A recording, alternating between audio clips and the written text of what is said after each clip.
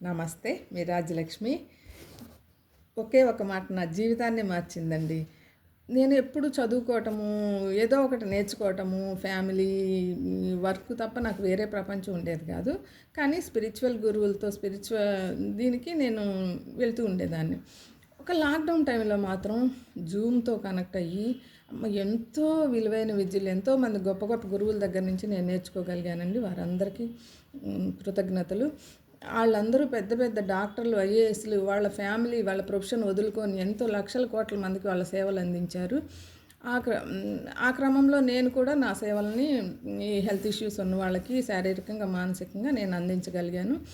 యోగా పరంగా కానీ ఏదన్నా కానీ నాకు మనీ ఎవరైనా ఆఫర్ చేసినా నేను యాక్సెప్ట్ చేయగలిగేదాన్ని కాదు. అప్పుడు నాకు అర్థమైంది ఏంటంటే, నాకు అర్హత లేదు అని నేను ఫీల్ అయ్యేదాన్ని. నాకు అది నాది కాదు, నా ఫ్యామిలీ నుంచి, యాన్సెస్టర్స్ నుంచి వచ్చిన నెగిటివ్ ప్యాటర్న్ నాకు అర్థమై నేను హీల్ చేసుకుంటూ స్టార్ట్ చేశాను.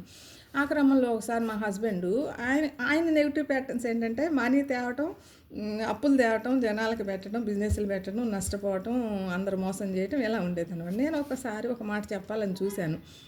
నా విలువకి నాకు డబ్బులు ఇస్తున్నారు, నీకేం విలువ ఉంది, నీ విలువను చూసి నీ డబ్బులు తీసుకురాగలవా అప్పులు అని అడిగారు. అప్పుడు నాకు అర్థమైందనమాట, ఓహో నా విలువ ఏంటి అని. అందుకని నా విలువని నేను పెంచుకొని, నా మనీ ఎనర్జీని నేను హై చేసుకొని నేను కూడా నా సేవలని